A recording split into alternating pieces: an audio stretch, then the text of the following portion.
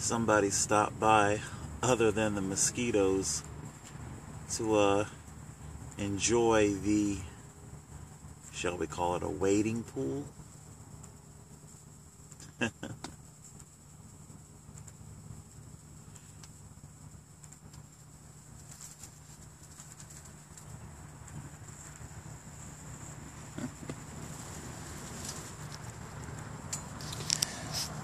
We'll let our friend get back to enjoying their drink here. See if I can put some lights on. Is that, I don't know if that's really bright enough for you. I kind of did this impromptu when I saw the turtle.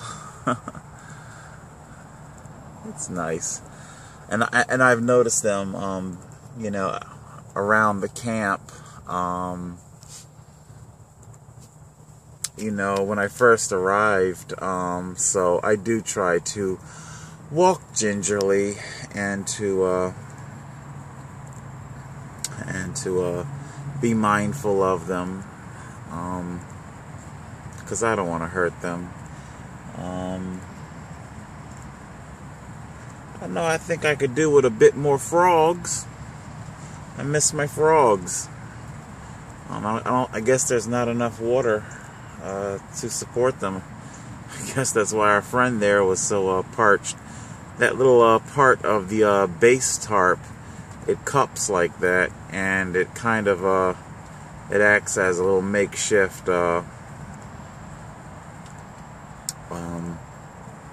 reservoir,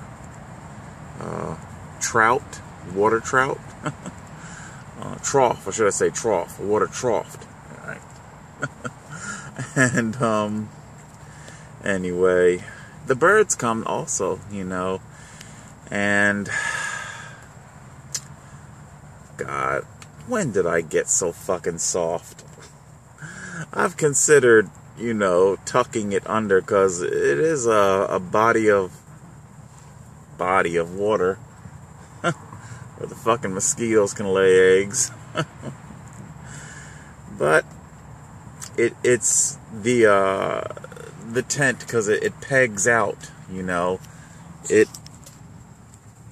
pegs out, so it's kind of sheltered.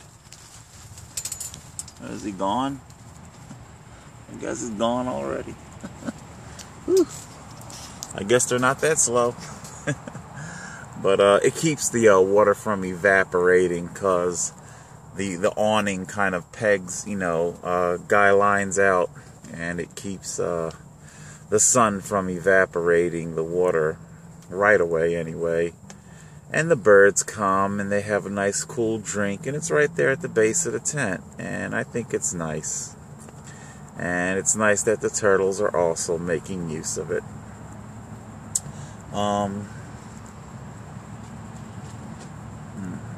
I don't know. Hold on a second. I don't want to.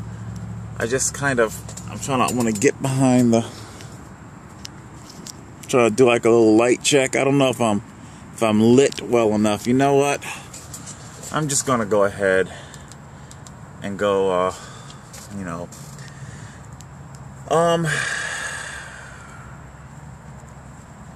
Because it was kind of impromptu. I wasn't planning on doing a video just now. And so the news is talking a lot about Anthony Bourdain's suicide. As you guys know, I am currently planning my own suicide for some of... I don't know how many of you are aware of that or not. So many subscribers, so many new subscribers. Suicide.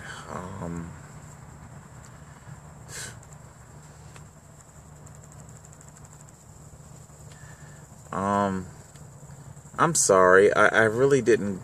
Like I said, this is kind of impromptu, so I didn't really collect my thoughts. Hold on just a sec. Alright, I'm back. Crack open to do. Did a little bit of thinking as to what I'm going to say.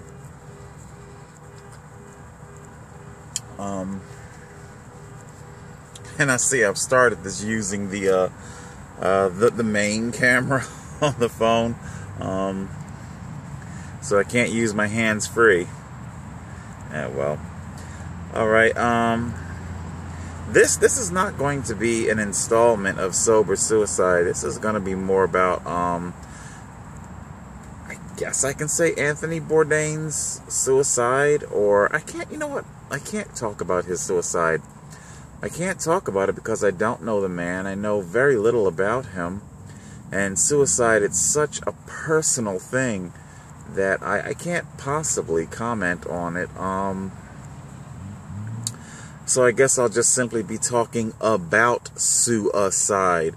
Not necessarily Anthony Bourdain's, or not necessarily about my pending suicide, should it prove necessary. And before you guys start clicking the, what is it, the report somebody in crisis shit, you know, you end up fucking, I delete those fucking emails from YouTube, right away, you know, please. Suicide, so I delete them right away. I delete them right away because they are of absolutely no use, no viable use to me whatsoever. My approach to suicide, it's very logical one. Interesting, I use those words. I think I'm just now remembering that suicide is indeed practiced by Vulcans, you know. That's like original Star Trek stuff. Anyway.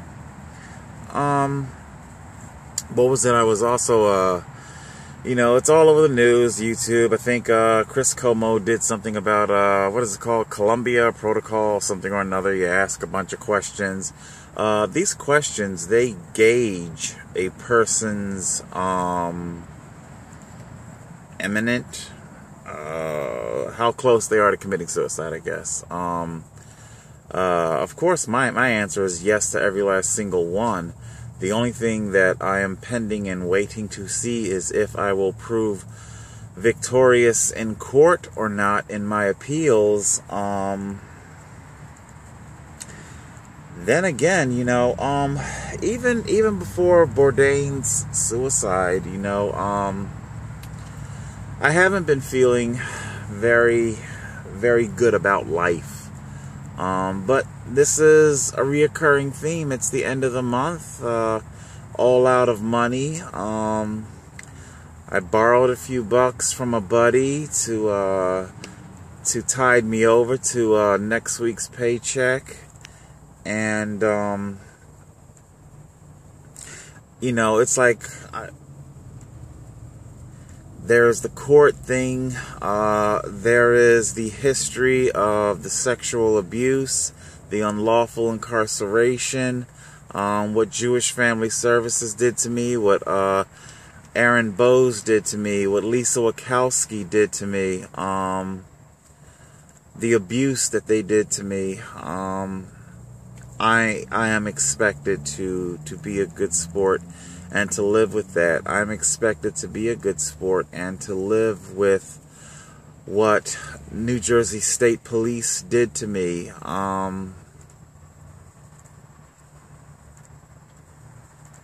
I'm expected to be a good sport about these things. Suicide prevention experts, what they do is they are, you see,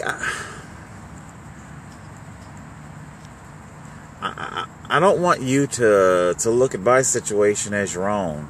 Like I said, suicide, it's a very personal thing. It's not a one-size-fits-all kind of thing at all whatsoever. And it's kind of insulting when you have your so-called mental health experts. They have a one-size-fits-all answer to all suicide, that being don't do it. Just simply don't do it. And of course, they have zero answers. I've spoken to therapists. Don't think I haven't.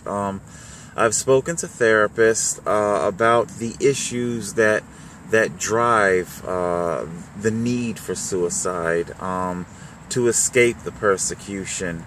I've spoken in past about how those are words that, I can't get off into that right now. Persecution and things like that. That's where people they immediately link it. Persecution and complex, like those words go hand in hand, and it's not true. People do get persecuted. Let me ask you this: do Jews have a persecution complex? Ooh. I guess maybe they get to use the word, huh? Okay. Anyway,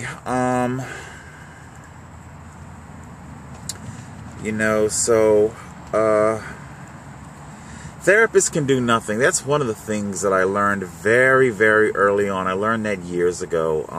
Therapists can actually do absolutely nothing.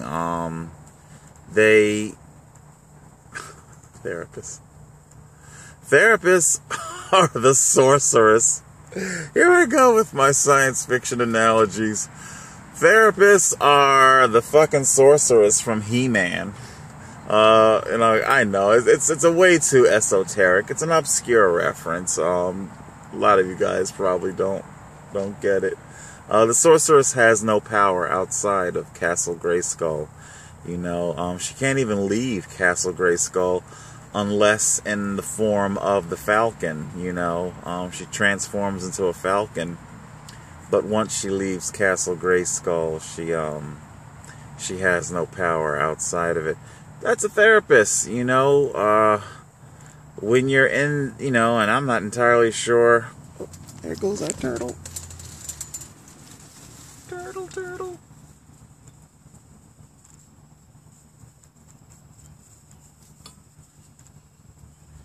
All right. Hey, you didn't pay for your water.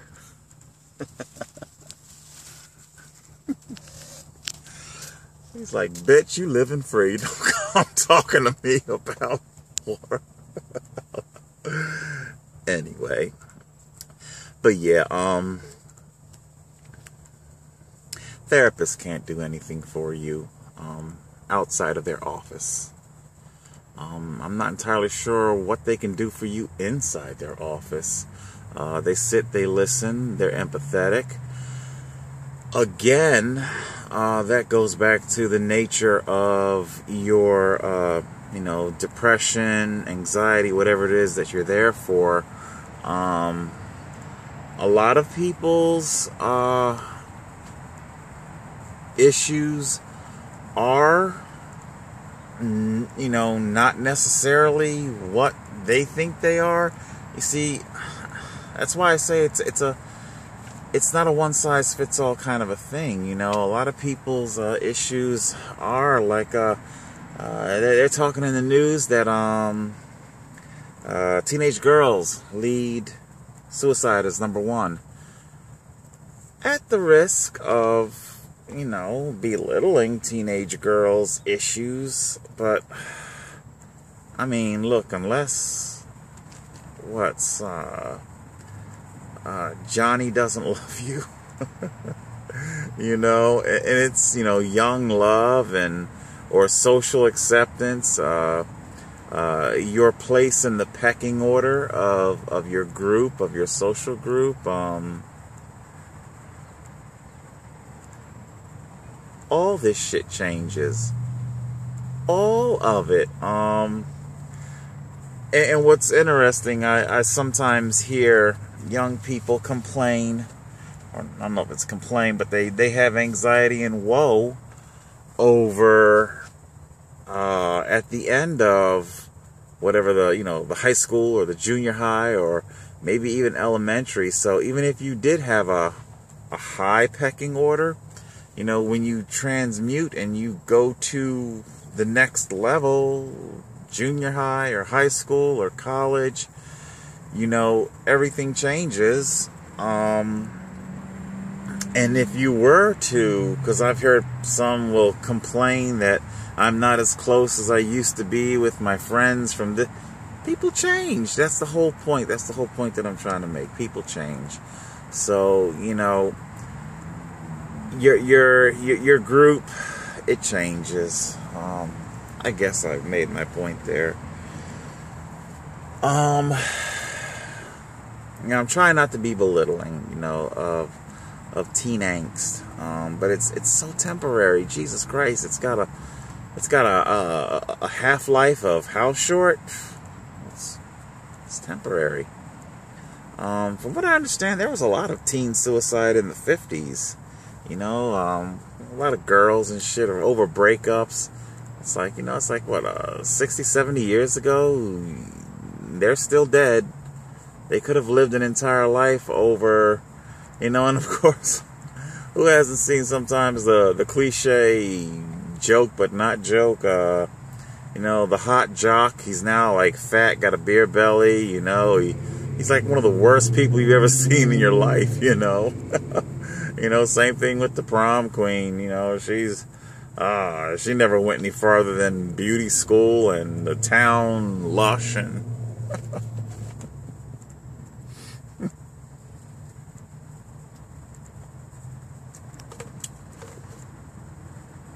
You know what? I'll say this real quick, and then I'm going to end the whole teen thing. I used to like watching Facts of Life, guilty pleasure. There's a whole, you'd have to maybe, it's on YouTube, their behind the scenes documentary or whatever, it's like an hour or whatever documentary.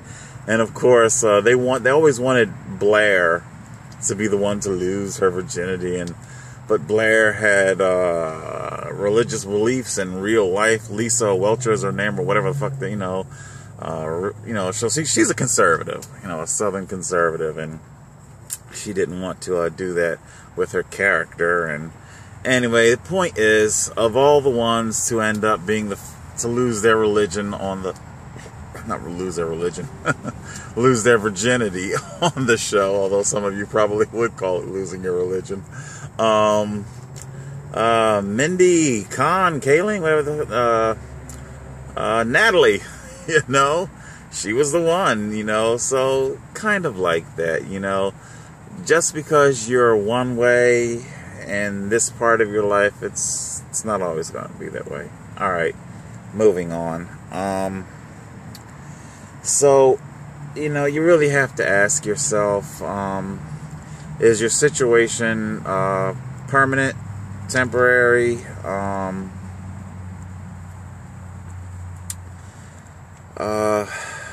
Let's see. Hold on a second.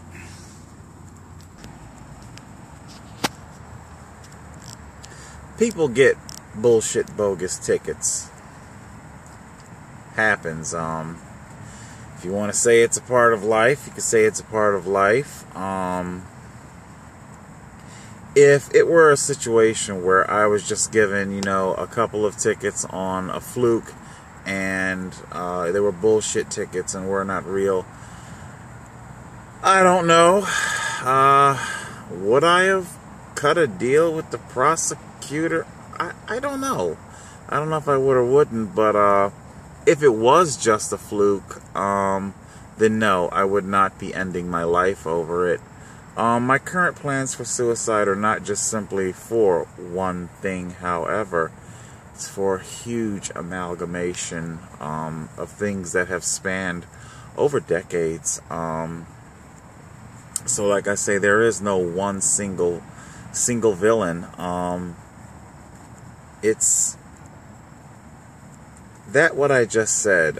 If you're paying attention, it's kind of the crux of what I'm saying about suicide. Because things come and go, you know. If I could just simply move away from Egg Harbor Township Police, then that's just simply moving away. If it were solvable, you know.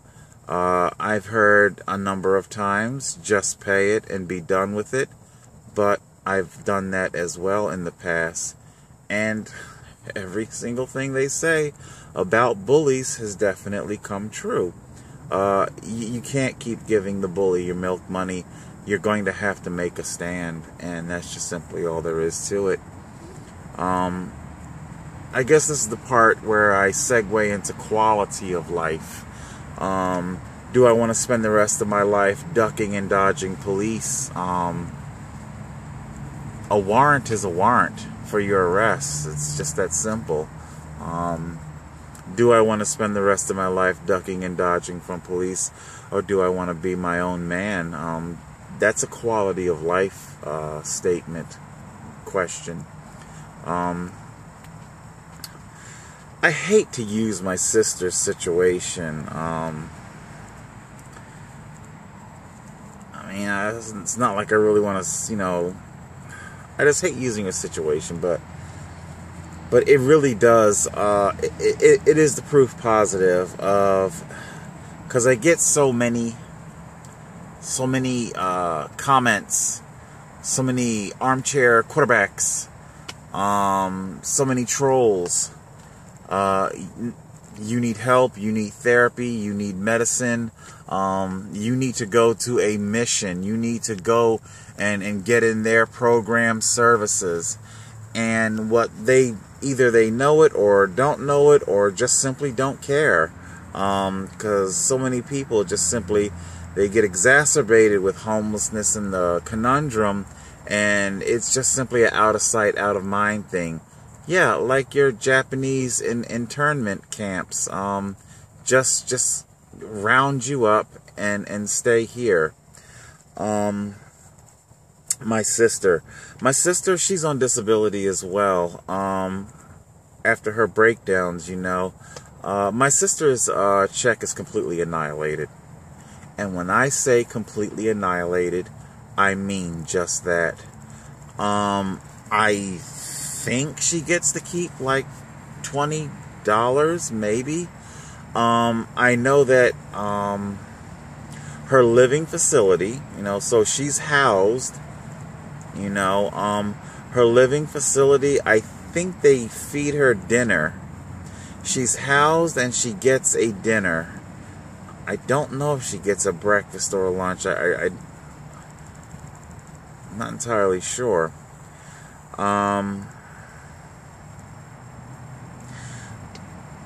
My sister hasn't been able, there have been times where she couldn't pay for her own female hygiene. This is grotesque. The owners of these care facilities. My sister, she volunteers at some other facility,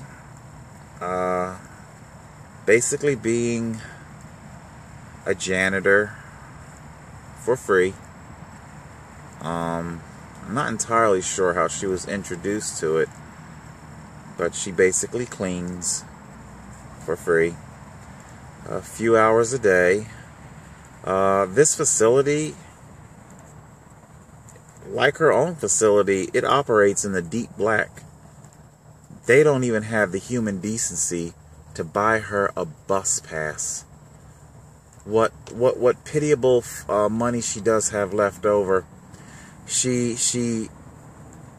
uses it for bus fare, coming and going to her job, and so they benefit from her. She cleans their bathrooms and kitchen and washes dishes, takes out the garbage. My sister does this to alleviate boredom. You've heard me speak of it already. Locked in a box. My sister doesn't want to be locked in a box.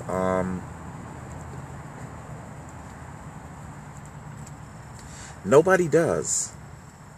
I was talking to one of my subscribers near Walmart, and she had an elderly woman with her. I don't know if it was her mother or somebody that she was in charge of, but as I was talking about being locked in a box, the woman in the old woman in the wheelchair, she was nodding her head. She totally understood.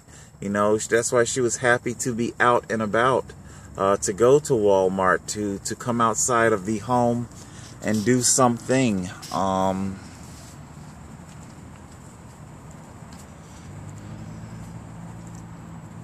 They don't even have the decency to give her a bus pass. From what I understand, I think maybe that's where she gets her lunch from. They let her, they give her a meal that's being served to their clients. You know, so that they do that out the kindness of their heart. You know, want to take a stab as to who owns all these facilities? You know, you guys think that I'm bitter.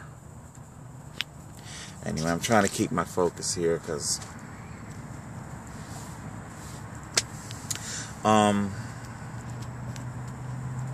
your situation, is it changeable? Is it not changeable? What I've lived through thus far. Again, I'm at the end of the pay cycle. Is this going to be me for the rest of my life?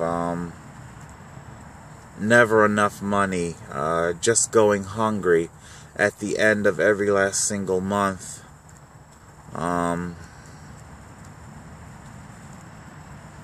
Is this the life that I want to lead?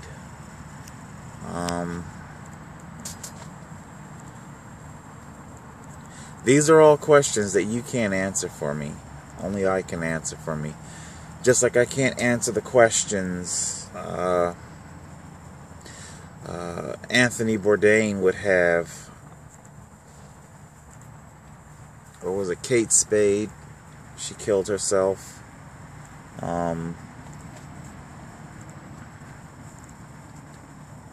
Therapists can't fix anything. Like I say, they have no power. When I was being terminated for being gay from the Hilton, my therapist was more than happy to listen. She thought it was terrible. She thought I was right and the job was wrong, but she couldn't do anything to change it.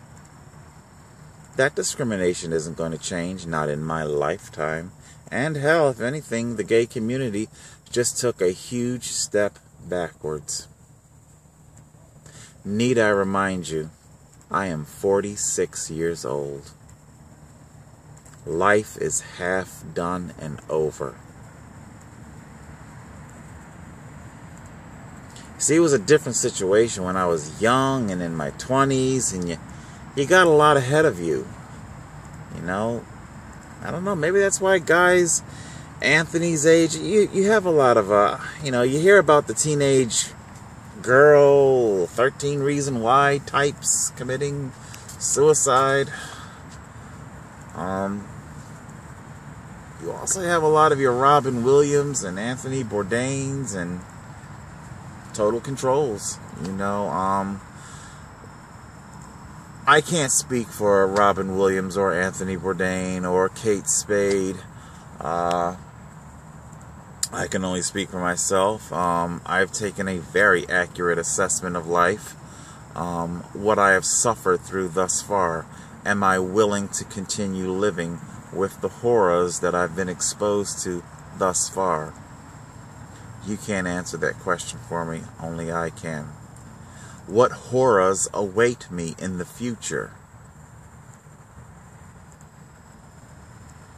Do I want to live through it?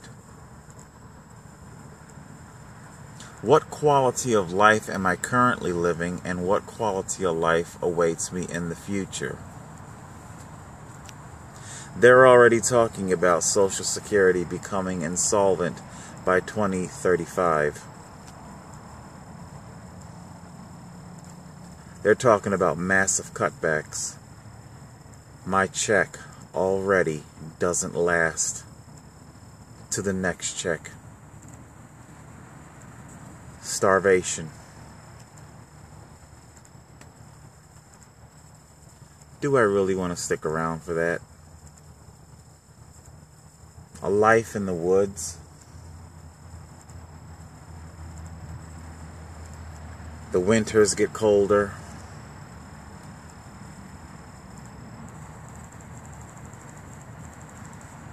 The living situation gets harder. The type of food that I've been eating, the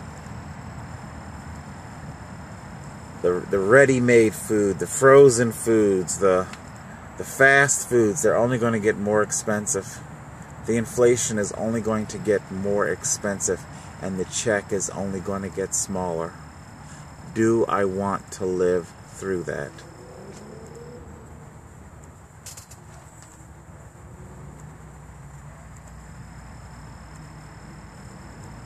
I know that I don't want to end up like my sister, locked in a box.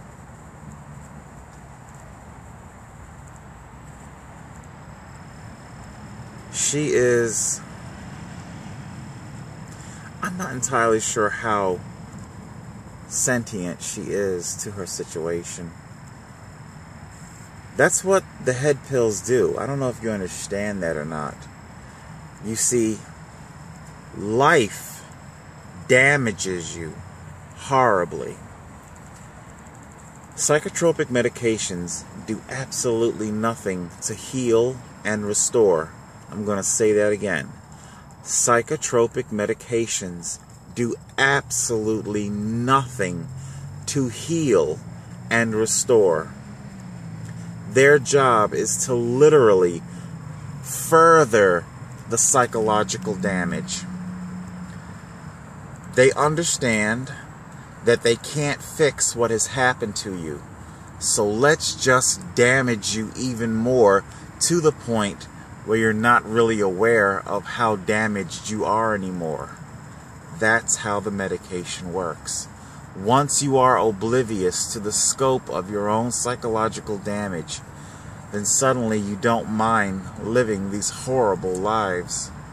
You don't mind being locked in a box. You hear about chemical castration. Well, those drugs are nothing more than chemical lobotomies. A chemical lobotomy where it annihilates your mind.